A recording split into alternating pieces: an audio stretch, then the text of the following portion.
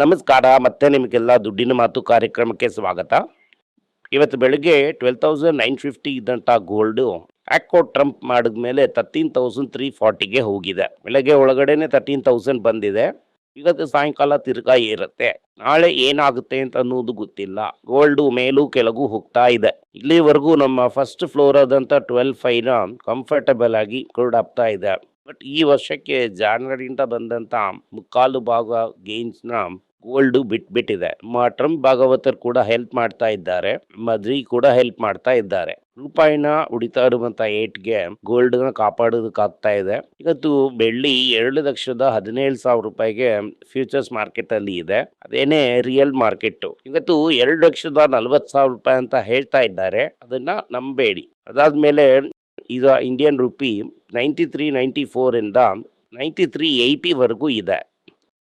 Trend ನಮಗೆ ಮುಖ್ಯ ಅಲ್ಲ, ಇಂಡಿಯಾ ಬ್ಯಾಸ್ಕೆಟೇ ಮುಖ್ಯ. ಅದು 140 ಹತ್ರ ಇದೆ.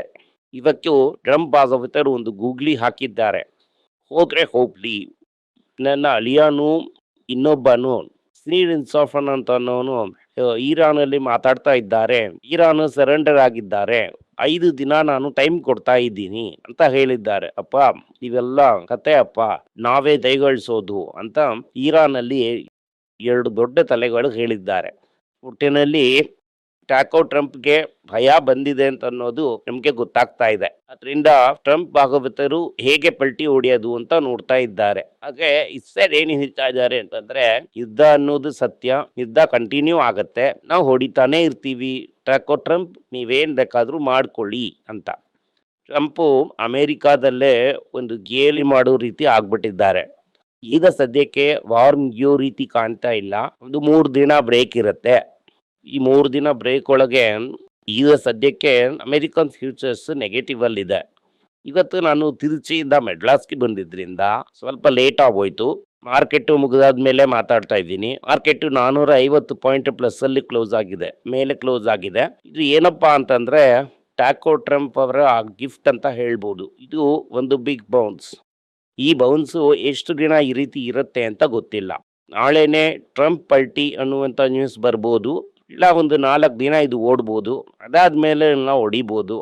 ಅದರಿಂದ ನಾವೇನ್ ಮಾಡ್ತಾ ಇದ್ದೀವಿ ಅಂತಂದ್ರೆ, ನಾವು ನಮ್ಮ ಈ ಪಟಾಕಿ ಲಿಸ್ಟ್ ಅಲ್ಲಿ ಯಾವ್ದು ನಮ್ಗೆ ಸರಿಯಾಗಿದೆಯೋ 1-2 ಅಂತ ಆಡ್ತಾ ಇರೋಣ. ಈ ಟ್ಯಾಕೋ ಟ್ರಂಪ್ ಮಾಡಿರೋದ್ರಿಂದ ಇವತ್ತು ಇಂಡಿಯಾದ ರಿಯಲ್ ಪ್ರಾಬ್ಲಮ್ಸ್ ಇನ್ನೂ ಸಾಲ್ವ್ ಆಗಿಲ್ಲ. ನಿನ್ನೆ ಇಷ್ಟು ದಿನ ನಾನು ಹೇಳ್ತಾ ಇದ್ದಿದ್ದನ್ನ ಪಾರ್ಲಿಮೆಂಟ್ ಅಲ್ಲಿ ಇವತ್ತು ಮಾತಾಡಿದ್ದಾರೆ. ಅದರಿಂದ ನೀವು ಮುಂಚೆನೆ ಅಂತ ಕೇಳಿದ್ರಿ ಅಂತ ಅಂದ್ರೆ ಹಿಂದೆ ಅದು ಕನ್ಫೆಷನ್ ತರ ಪಾರ್ಲಿಮೆಂಟ್ ಅಲ್ಲಿ ಹೇಳ್ತಾರೆ. ಈಗ ಇಂಡಿಯಾಗೆ ಒಂದೇ ಕಷ್ಟ, ಕೋವಿಡ್ ಟೈಮ್ ತರ ಆಗೋಗ್ಬಿಟ್ಟಿದೆ. ನನ್ನಿಂದ ಏನೂ ಮಾಡೋದಕ್ಕಾಗಲ್ಲ. ನನ್ನ ಕೈಯಲ್ಲಿ ಆಗಿದ್ದು 14 ಕಿಲೋ ಸಿಲಿಂಡರ್ನ 10 ಕಿಲೋ ಸಿಲಿಂಡರ್ ಆಗಿ ಮಾರಿ ಅದೇ ಬೆಲೆಗೆ ಕೊಡ್ತೀನಿ.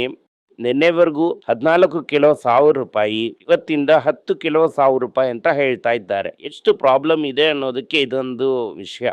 ಶ್ರೀರಂಗದಲ್ಲಿ ಸುತ್ತಾಡ್ತಾ ಇದ್ದೆ ನಿನ್ನೆ. ನಾವು ಯೂಶುವಲ್ ಆಗಿ ಒಂದು ಅಯ್ಯಂಗಾರ್ ರೆಸ್ಟೋರೆಂಟ್ ಅಲ್ಲಿ ಊಟ ಮಾಡ್ತೀವಿ. ಅಲ್ಲಿ ನಾನು ನನ್ನ ವೈಫು ಹೋದಾಗ ಒಂದು ಬೋರ್ಡ್ ಹಾಕಿದ್ರು, ಈ ರೀತಿ ಗ್ಯಾಸ್ ಬೆಲೆ ಏರಿರೋದ್ರಿಂದ ನಾವು ಬೆಲೆನ ಏರಿಸಿದ್ದೀವಿ, ಒಂದೊಂದು ಡಿಶ್ಲು 10 ರೂಪಾಯಿನ ಅಂತ. ಏನಾಯ್ತು ಸರ್ ಅಂತ ವಿಚಾರಿಸಿದೆ. ಸರ್ 2,000 ರೂಪಾಯಿ ಅಂತ ಹೇಳ್ದ ಸರ್. ಈಗ ಅದೇ ಸಿಲಿಂಡರು ಬ್ಲ್ಯಾಕಲ್ಲಿ ಸಿಗ್ತಾ ಇದೆ, 7,000 ರೂಪಾಯಿ ಅಂತ ಹೇಳ್ತಾ ಇದ್ದಾರೆ ಸರ್. ನಾನು ಈ ಯಾವುದೇ ಒಲೆಗೆ ಆರ್ಡರ್ ಕೊಟ್ಟಿದ್ದೀನಿ. ನನಗಿಂತ ಮುಂಚೆ 80 ಜನ ಇದ್ದಾರಂತೆ ವೇಟಿಂಗ್ ಲಿಸ್ಟ್ ಅಲ್ಲಿ. ನನಗೆ ಒಂದು 3 ವಾರ ಆದಪ್ಪಂತೆ ಅಂತ ಹೇಳ್ತಾ ಇದ್ದಾರೆ. ಇದೇನೇ ರಿಯಾಲಿಟಿ. ಇದರಿಂದ ನಾವು ತಪ್ಪಿಸ್ಕೊಳ್ಳೋದಕ್ಕಾಗಲ್ಲ. ಈ ಟ್ಯಾಕೋ ಟ್ರಂಪ್ನ ಬ್ರೇಕ್ ಥ್ರೂ ಇಂದ ಈ ಪ್ರಾಬ್ಲಮ್ಮು ಸಾಲ್ವ್ ಆಗೋದಿಲ್ಲ. ಇದೇನೇ ನಮ್ಮ ಫಂಡಮೆಂಟಲ್ ಇಶ್ಯೂ. ಈ ಫಂಡಮೆಂಟಲ್ ಇಶ್ಯೂ ಅದು ಆಗೋವರೆಗೂ ಮಾರ್ಕೆಟ್ ಅಲ್ಲಿ ನಾವು ಪವರ್ ಡಿಫೆನ್ಸ್ನೇ ಆಡ್ಬೇಕಾಗತ್ತೆ. ಕೇರ್ಫುಲ್ ಆಗಿರ್ಬೇಕು. ಇವತ್ತು ಗುಜರಾತ್ ಏನಾಗಿದೆ ಅಂತ ನೋಡೋಣ. ಸ್ವಲ್ಪ ನಮ್ಮ ಸಂವಿಧಾನಕ್ಕೆ auto 1.7 Appu, IT 0.5 Appu, pharma 0.4 Appu, FNCG 0.1 Appu, metal 1.1 Appu. ಯಾವ್ದು ನೆಟ್ ಏರ್ಸಿದ್ದಾರೆ ಅಂತ ಗೊತ್ತಿಲ್ಲ. ಬ್ಯಾಂಕ್ ನೆಟ್ಟೆ ಏರ್ಸಿದ್ದಾರೆ. ಯಾಕೆಂತಂದ್ರೆ ಈ ಲಿಸ್ಟ್ ಅಲ್ಲಿ ಬ್ಯಾಂಕಿಂಗ್ ಕಾಣ್ತಾ ಇಲ್ಲ. ಬ್ಯಾಂಕು ಮೋಸವಾಗಿದೆ ಅನ್ನೋದು ನಮ್ಗೆ ಗೊತ್ತು. ಎನಿವೆ, ನಾವು ಎಷ್ಟು ಡಿಫೆನ್ಸಿವ್ ಕರೆಕ್ಟ್ ಆಗಿ ಆಡಿದೀವಿ ಅಂತ ಲಿಸ್ಟ್ಲಿಂದ ಗೊತ್ತಾಗುತ್ತೆ. ನಾವು ಈ ನಿಫ್ಟಿ ರಿಯಾಲಿಟಿ ಕಡೆನೆ ಹೋಗಿಲ್ಲ. 42% ಪೀಕಿಂದ ಗಿಲ್ಲಿ. ನಾವು ಐಟಿನಲ್ಲಿ ಕೊನೆಯದಾಗಿ 1 ತಿಂಗಳಿಂದ ಕನ್ಸಿಡರ್ ಮಾಡ್ತಾ ಇದ್ದೀವಿ, 36% ಗಿಲ್ಲಿ. FNCG, ITC ಇದನ್ನು ಬಿಟ್ಟರೆ ಬೇರೆ ಯಾವುದನ್ನು ಮುಟ್ಟೋದೇ ಇಲ್ಲ. 30% ಗಿಲ್ಲಿ. ಅದಾದ್ಮೇಲೆ ಈ ನಿಫ್ಟಿ ಆಯಿಲ್ ಗ್ಯಾಸ್ ಪಕ್ಕ ನಾವು ಹೋಗೋದೇ ಇಲ್ಲ, ಅದು 21% ಗಿಲ್ಲಿ. ಆಟೋ 17% ಗಿಲ್ಲಿ. ಇದರಲ್ಲಿ ನಾವು ಬಾಟಮ್ ಮೋಸ್ಟ್ ಅಲ್ಲಿ ಇದ್ದೀವಿ, ಅದರಿಂದ ಆ ಗಿಲ್ಲಿ ಅಷ್ಟಾಗಿ ಕಾಣ್ತಾ ಇಲ್ಲ, ಆದ್ರೆ ಗಿಲ್ಲಿ ಇದೆ. ಓವರ್ ಆಲ್ ಆಗಿ ಗಿಲ್ಲಿ 17.2. Nifty bank 16. ಇದರಲ್ಲಿ ನಾವು 8 ತಿಂದಿದ್ದೀವಿ. ಇದರಲ್ಲೂ ನಿಫ್ಟಿ ಫೈನಾನ್ಷಿಯಲ್ ಸರ್ವಿಸಸ್ ಅಲ್ಲೂ ನಾವು 8 ತಿಂದಿದ್ದೀವಿ, 15. ಟಾಟಾ ಸ್ಟೀಲ್ ಎಲ್ಲೋ ಚಿರಂಜೀವಿಯಾಗಿ ಇರೋದ್ರಿಂದ 12% ಏಟ್ ತಿಂದರೂ ಕೂಡ ನಮಗೆ ದೊಡ್ಡ ಏಟೇನಲ್ಲ. ನಿಫ್ಟಿ 14.5% ಏಟು. ನಾವು ಪೀಕ್ ಅಲ್ಲಿ ಕರೆಕ್ಟಾಗಿ ತಗೊಂಡಂತ ಜಾಗದಿಂದ ನಮಗೆ ಏಟ್ ಅನ್ನೋದೇ ಇಲ್ಲ ಮುಕ್ಕಾಲು ಭಾಗ ಜನರಿಗೆ. ನಿಫ್ಟಿ ಇನ್ಫ್ರಾಸ್ಟ್ರಕ್ಚರ್ LNT ಏಟು. LNTನ ನಾವು ಇವತ್ತಾನೇ ಯೋಚನೆ ಮಾಡ್ತಾ ಇದ್ದೀವಿ, ಕನ್ಸಿಡರ್ ಮಾಡ್ಬೋದಾ ಬೇಡ್ವಾ ಅಂತ. ಇರೋದ್ರಲ್ಲೇ ಒಂದು ಒಳ್ಳೆ ಬೆಸ್ಟ್ ಪರ್ಫಾರ್ಮರ್ ಅಂತಂದ್ರೆ ನಿಫ್ಟಿ ಫಾರ್ಮಾ, ಅದನ್ನ ನಾವು ತುಂಬಾನೇ ಕನ್ಸಿಡರ್ ಮಾಡಿದೀವಿ. ನಮ್ಮ ಡಿಫೆನ್ಸ್ ಸ್ಟ್ರಾಟಜಿ ಕರೆಕ್ಟ್ ಆಗಿ ವರ್ಕ್ ಆಗಿದೆ. ಇಂಡಿಯಾನೇ first performer in the global equity market. Dollar ಅಲ್ಲಿ ನೋಡಿದ್ರಿ ಅಂತಂದ್ರೆ ಈ 14% ಅಂತ ಅನ್ನೋದು ಒಂದು ವರ್ಷದಲ್ಲಿ ನೋಡಿದ್ರೆ ತುಂಬಾ ಮೋಸವಾಗಿರುತ್ತೆ. ಅದನ್ನ ನಿಮಗೆ ನೆನಪಿಸಿ ನಾನು ನಿಮಗೆ ನೋ ಮಾಡೋದಕ್ಕೆ ಇಷ್ಟಪಡ್ತಾ ಇಲ್ಲ. Top losers gainers. Commercial vehicle 4% ಅಪ್ಪು. South Indian Bank 3, Tech Mahindra 2, Central Bank 2.1, Tamil Nadu Mercantile Bank 2.1, Hero Motor 2, Karnataka 1.7, IDFC 1.6, Mahindra 1.2, Muthoot finance 1.9. ಇದರಿಂದ ಓವರ್ ಆಲ್ ಆಗಿ ಇವತ್ತು ಮಾರ್ಕೆಟ್ ಅಲ್ಲಿ ನಡೆದಂತದ್ದು. ಆಯಿಲ್ $100 ಹತ್ರ ಬಂದಿದ್ರು ಕೂಡ ನಾವು ಅದನ್ನ ಆ ರೀತಿ ನೋಡಬಾರ್ದು, ನಾವು ಇಂಡಿಯಾ ಬಾಸ್ಕೆಟ್ ನ ನೋಡ್ಬೇಕಾಗತ್ತೆ. ಅದರಿಂದ ಇಂಡಿಯಾದ ಪ್ರಾಬ್ಲಮ್ ಜಾಸ್ತಿ ಆಗಿದೆ. ಇದರ ಜೊತೆಗೆ ನಮ್ಮ ಎಕ್ಸ್ಪೋರ್ಟ್ಸ್ ಕೂಡ ಸಿಕ್ಕಾಕೊಂಡಿದೆ, ಆದ್ರೆ ಇಂಪೋರ್ಟ್ಸ್ ಎತ್ತಾ ಇದೆ. ನೋವು ಖಂಡಿತವಾಗ್ಲೂ ತುಂಬಾ ಇರುತ್ತೆ, ಕೈ ಫ್ರಾಕ್ಚರ್ ಆಗಿದ್ದ ರೀತಿ ಇರುತ್ತೆ. ಡಾಲರ್ ನ ಕೊರತೆ ಕೂಡ ಇರುತ್ತೆ. 94 ಖಂಡಿತ, 100 ಖಂಡಿತ, ಆದ್ರೆ ಅದು ಯಾವತ್ತೂ ಅನ್ನೋದೇ ಡೌಟು. ಡಿಸೆಂಬರ್ ಅಲ್ಲಿ ಬ್ಯಾಟ್ನೆ ಎತ್ತುತ್ತಾರಾ ಇಲ್ಲ ಮಾರ್ಚ್ ಅಲ್ಲಿ ಬ್ಯಾಟ್ ಎತ್ತುತ್ತಾರಾ ಅಂತ ಅನ್ನೋದೇ ಪ್ರಶ್ನೆ.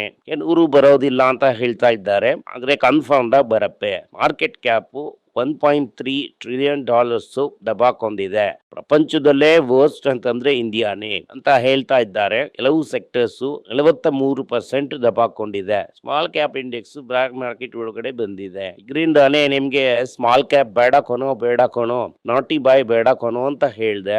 ನೀವು ತಗೋತೀವಿ ಅಂತ ಹೇಳಿದ್ರಿ, ಇದು ಫಾಲೋ ಮಾಡಿದ್ರಿ ಅಂತ ನೀವು ತಪ್ಪಿಸ್ಕೊಂಡಿರ್ತೀರಾ. ಅದಾದ್ಮೇಲೆ US ಮಾರ್ಕೆಟ್ ನಿನ್ನೆ ಏರಿದ್ದಂಥದ್ದು ಟ್ರಾಕೋ ಟ್ರಂಪ್ ಇಂದ.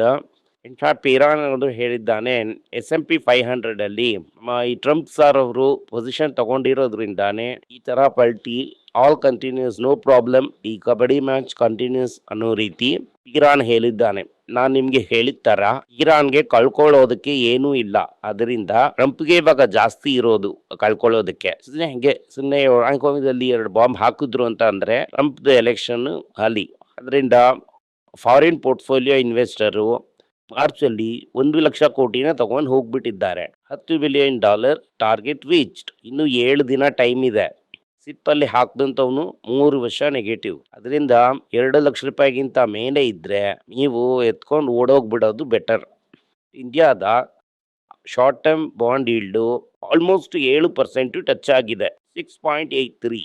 ಆಗ 8%, ಒಂದು 7.5% ಇಲ್ಲ ಅಂತಂದ್ರೆ ನಿಫ್ಟಿ ನಿಮ್ಗೆ ತೊಂದರೆ ಕೊಟ್ಬಿಡತ್ತೆ. UK ಟ್ಯಾರಿಫ್, UKಗೆ ಬೇರೆ ಸ್ಪೆಷಲ್ ಟ್ಯಾರಿಫ್ ಇರೋದ್ರಿಂದ ಟಾಟಾ ಸ್ಟೀಲ್ ರಿಕವರಿ ಬರೋದಕ್ಕೆ ಸಾಧ್ಯತೆಗಳು ಇದೆ ಅಂತ ಹೇಳ್ತಾ ಇದ್ದಾರೆ. ITC ಅಮ್ಕೋತಾ ಇದ್ದಾನೆ. ಯಾಕೆ ಬರೀ ಟಾಟಾನೇ ಸಾರ್ಟ್ ಹಾಕಿ ತಗೊಂಡು ಹೋಗ್ತಾ ಇದ್ದಾರೆ, ನಾವು ಒಳಗಡೆ ಜಂಪ್ ಮಾಡೋಣ ಅಂತ ಅನ್ಕೋತಾ ಶಕ್ತಿ ಸಾಲ್ಟ್ ಅಂತ ಜಂಪ್ ಮಾಡೋದಕ್ಕೆ ಹೋಗ್ತಾ ಇದ್ದಾರೆ.